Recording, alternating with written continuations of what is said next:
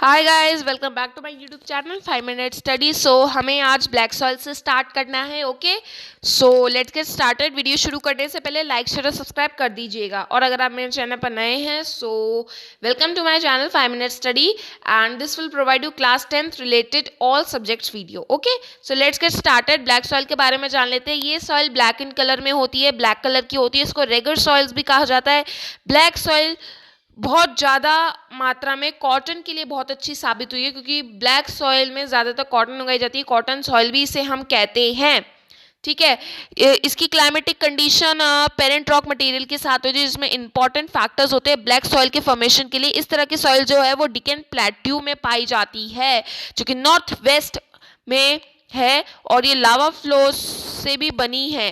ठीक है, ये महाराष्ट्र, सौराष्ट्र, मालवा, एमपी एंड छत्तीसगढ़ और साउथ ईस्ट के डायरेक्शन में गोदावरी, कृष्णा वैली के प्लेट्यूज इधर वगैरह में पाई जाती है। Black soil extremely clayey material से बनी हुई, फाइन क्लेई मटेरियल से, और इसे ये मॉइस्चर को भी बहुत अच्छी तरह से होल्ड कर लेते हैं, तो इसकी कैपेसिटी भी बहुत अच्छी है। और देखें तो इसके अंदर बहुत सारे सॉइल न्यूट्रिएंट्स पाए जाते हैं, कैल्शियम कार्बोनेट, मैग्नीशियम, पोटैश। ठीक है, लाइम। ये सॉइल जनरली फॉस्फोरिक कंटेंट्स में इसमें कमी है, फॉस्फोरिक कंटेंट्स इसमें कम पाए जाते हैं।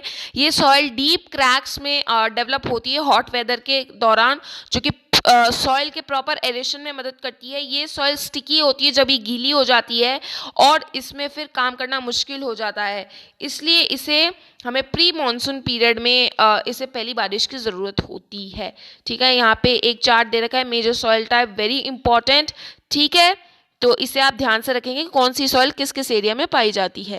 रेड येलो सॉइल की बात कर लेते हैं। तो रेड सॉइल जो है वो इग्नियस रॉक के क्रिस्टलाइन से बनती है, जो कि लो ईस्टर्न और सदर्न पार्ट्स में डिकन प्लेट्यू के रो रेनफॉल एरियाज में पाई जाती है। येलो रेड सॉइल जो है वो Orissa, Chhattisgarh, southern parts of middle Ganga plain और piedmont zone of western Ghats में पाई जाती है। ये सॉइल रेडिश कलर इसलिए है इस सॉइल का, क्योंकि इसमें आयरन का डिफ्यूजन हो जाता है क्रिस्टलाइन की वजह से और मेटामॉर्फिक रॉक की वजह से, और फिर ये येलो दिखने लग जाती है जब ये हाइड्रेट हो जाती है। ठीक है, लेटरेट सॉइल की बात कर लेते हैं। देखिए, कुछ इसमें यहाँ पे पिक्चर नहीं देखी रेड सॉइल की, I don't know why, but कोई बात नहीं, हम आप गूगल पे से देख सकते हैं। लेटरेट सॉइल की बात कर लेते हैं। सो लेटरेट सॉइल लैटिन वर्ड से आया है, जिसका मतलब है लेटर, जिसका मतलब है ब्रेक, ईट। लेटरेट सॉइल जो है वो ट्रॉपिकल, सब ट्रॉपिकल क्लाइमेट के अंदर अल्टरनेट वेट और ड्राई सीजन में फॉर्म होती है। ये सॉइल जो है वो इंटेंस लीचिंग भी करती है, क्योंकि इसमें बहुत ज़्यादा ये ऐसी एरिया पे पाई जाती है जहाँ पे बहुत ज़्यादा बारिश होती है। ठीक है, लेटरेट सॉइल का मोस्टली बहुत ही ज़्यादा एसिडिक होती है, इसका pH 6 से भी बहुत नीचे होता है। जनरली ये प्लांट न्यूट्रिशन में डेफिशिएंट है, और सदर्न स्टेट्स में, वेस्टर्न घाट्स में, महाराष्ट्र, उड़ीसा और कुछ वेस्ट बंगाल और नॉर्थ ईस्ट रीजन्स में पाई जाती है, जहाँ पर सॉइल जो है वो डेसिडुअस और एवरग्रीन फॉरेस्ट को सपोर्ट करते हैं ग्रो करने में, जिसमें रिच इन ह्यूमस, लेकिन ये अंडर स्पार्स होती है वेजिटेशन में और सेमी एरिड इन्वायरमेंट में। जनरली इसमें ह्यूमस बहुत कम होता है, इरोजन के प्रॉन है, और डिग्रेडेशन भी ये सॉइल कर पाती है।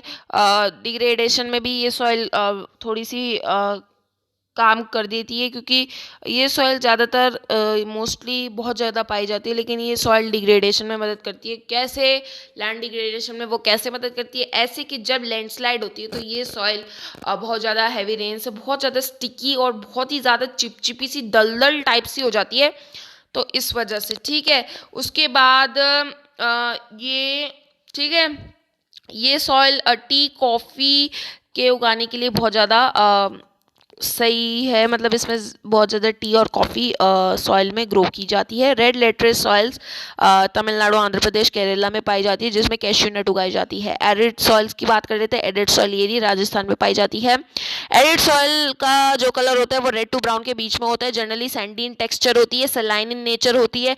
कुछ एरियाज में सॉल्ट कंटेंट बहुत हाई होता है, कॉमन सॉल्ट भी इसी सॉइल से कई बार पाया जाता है। ड्राई क्लाइमेट की वजह से, हाई टेम्परेचर की वजह से इवेपोरेशन फास्ट हो जाता है, और सॉइल जो है उसमें ह्यूमस और मॉइस्चर की कमी हो जाती है। फिर लोअर सॉइल के लोअर हॉरिजॉन्स में ये ऑक्यूपाई करती है कंकर नोड्यूल्स की वजह से, क्योंकि इसमें कैल्शियम कंटेंट बहुत ज़्यादा इंक्रीज हो जाता है। कंकर लेयर जो होती है फिर बॉटम हॉरिजॉन्स में लेयर में फॉर्मेशन करती है, जिसपे पानी का इन्फिल्ट्रेशन नहीं होता। प्रॉपर इरिगेशन इन सॉइल्स में, प्रॉपर इरिगेशन होने के बाद कल्टिवेटेबल केस में वेस्टर्न राजस्थान में बहुत ज़्यादा होता है। फॉरेस्ट सॉइल की बात कर लेते हैं। फॉरेस्ट सॉइल की पिक्चर हमें नहीं दे रखी, कोई बात नहीं, फॉरेस्ट सॉइल तो हमने सभी ने देख रखी है। ये सॉइल हिली और माउंटेनियस एरियाज में पाई जाती है जहाँ पर सफिशिएंट रेन अवेलेबल होती है। ये सॉइल का जो टेक्सचर होता है वो माउंटेन इन्वायरमेंट के अकॉर्डिंग डिसाइडेड होता है कहाँ पर ये जहाँ पर भी फॉर्म होती है। लोमी और स्लिट होती है वैली साइड्स में और कोर्स ग्रेन्ड होती है अपर स्लोप्स में। स्नो कवर्ड एरियाज में, हिमालय के स्नो कवर्ड एरियाज में ये सॉइल जो होती है वो एसिडिक होती है लो ह्यूमस कंटेंट के साथ। सॉइल जो है ये लोअर पार्ट्स ऑफ वैलीज और रिवर टेरिसेस में एलुवियल फैंस ये फर्टाइल होते हैं, यहाँ पर भी ये पाई जाती है। गली इरोजन्स की यहाँ पे पिक्चर दे रखी है, अभी हम इसके बारे में पढ़ेंगे। सॉइल इरोजन और सॉइल कंजर्वेशन के बारे में पढ़ लेते हैं। तो सॉइल कवर का डिनुडेशन और सॉइल का बह जाना, ये एक सॉइल इरोजन का ही प्रोसेस होता है। तो वो प्रोसेस जिसमें सॉइल फॉर्म होती है और फिर इरोज हो जाती है साइमल्टेनियसली, और जनरली एक बैलेंस होता है दोनों के बीच में। कभी कभी ये बैलेंस डिस्टर्ब हो जाता है ह्यूमन एक्टिविटीज़ की वजह से, जैसे कि deforestation, over grazing, over irrigation, construction, mining. उसी तरह से नेचुरल फोर्सेस की वजह से भी ये डिस्टर्ब हो जाती है, जैसे कि विंड, ग्लेशियर, वाटर, इनसे भी सॉइल इरोजन हो सकती है। रनिंग वाटर, जो बहता हुआ पानी है वो क्लेई सॉइल्स कट कर देता है क्लेई सॉइल्स को और डीप डीप चैनल्स बना लेता है, गहरे गहरे गड्ढे बना लेता है एज अ गलीज, यानी कुछ इस तरीके से बना लेता है। ठीक है, लैंड जो है फिर वो कल्टीवेशन उसमें नहीं हो पाता, फिर उसको बैड लैंड कहा गया है। चंबल बेसिन में ऐसे कुछ लैंड्स को रिवाइंस कहा गया है, क्योंकि कभी कभी उनमें पानी जो होता है वो एकदम बहुत ज़्यादा मात्रा में स्लैंटिंग वे में होता है। तो इन सच केसेस में जो टॉप सॉइल है वो ऊपर की बह जाती है, जिसमें बहुत ज़्यादा रिच ह्यूमस कंटेंट होता है, जिसको शीट इरोजन कहा गया है। हवा जो होती है वो हल्की सॉइल को अपने साथ उड़ा लेती है, तो वो विंड इरोजन हो गया। Soil erosion mostly defective farming के डिफेक्टिव मेथड्स से भी हो सकता है। प्लगिंग एक बहुत ही गलत वे है, बहुत ही गलत तरीका है इन चैनल्स को, इन स्लोप को फॉर्म करना। सो हमें ये नहीं करना चाहिए। प्लगिंग कॉन्टूर लाइंस को डीएक्सिलरेट कर देती है वाटर को, ठीक है, फ्लो करने से, जिसको काउंटर प्लगिंग कहते हैं। तो इनको रोकने के लिए हमें टेरेस फार्मिंग करनी चाहिए। टेरेस कल्टीवेशन जो होता है वो इरोजन को रोकता है। वेस्टर्न और सेंट्रल हिमालयस में टेरेस फार्मिंग की जाती है, बड़ी बड़ी फील्ड्स में भी उनको स्ट्रिप्स में डिवाइड किया जाता है। ग्रासेस की स्ट्रिप्स जो होती है वो क्रॉप्स के बीच में उगना शुरू हो जाती है। जब हम स्ट्रिप्स बनाते हैं क्रॉप्स के लिए तो उनके बीच में ग्रास ग्रो होना शुरू हो जाती है। इससे क्या होता है, विंड का फोर्स टूट जाता है। और ये मेथड जो होते हैं इसको स्ट्रिप क्रॉपिंग कहते हैं। प्लांट जो ट्रीज की जो प्लांटिंग लाइंस होती हैं वो शेल्टर बेड्स क्रिएट करती हैं ताकि ये उसी तरह से काम करे। ठीक है, इन तरह की ट्रीज की रोज को शेल्टर बेड्स कहते हैं। शेल्टर बेड्स ने भी सैंड ड्यून्स के स्टेबलाइजेशन में काफ़ी कंट्रीब्यूशन किया है और डेजर्ट के स्टेबलाइजिंग में भी वेस्टर्न इंडिया में काफ़ी कंट्रीब्यूट किया है। ठीक है, हम थोड़ा सा ये पढ़ लेते हैं। ये वैसे कोई, हाँ ये बहुत इंपॉर्टेंट है, हम इसे पढ़ लेते हैं एक बार। स्टेट ऑफ इंडिया गवर्नमेंट, तो जो विलेज है सुखमौजरी और जो झाबुआ डिस्ट्रिक्ट है उसमें ये दिखाया गया कि कैसे लैंड डिग्रेडेशन को कम किया गया है। ट्री डेंसिटी सुखमौजरी में वो 13 पर हेक्टेयर से 1976 में जब वो 13 पर हेक्टेयर थी, वो अब 1272 पर हेक्टेयर हो गई 1992 में। ठीक है, एनवायरमेंट रीजनरेशन जो था एनवायरमेंटल लीड्स को, उससे इकोनॉमिक वेलबींग हुई, ग्रेटर रिसोर्स की अवेलेबिलिटी हुई, एग्रीकल्चर इंप्रूव हुआ, एनिमल केयर इंप्रूव हुआ और इनकम भी बढ़ी। Average annual household income Sukhomajri village में वो 10,000 से 15,000 के बीच में थी 1979 और 1984 में।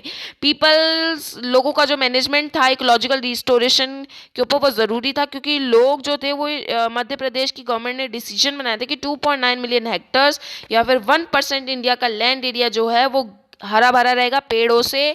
ठीक है, पूरे स्टेट में वाटरशेड मैनेजमेंट के थ्रू। ठीक है, तो यहाँ पे आप ये पिक्चर दे सकते हैं, कुछ ऐसी नॉर्मल पिक्चर दे रखी है।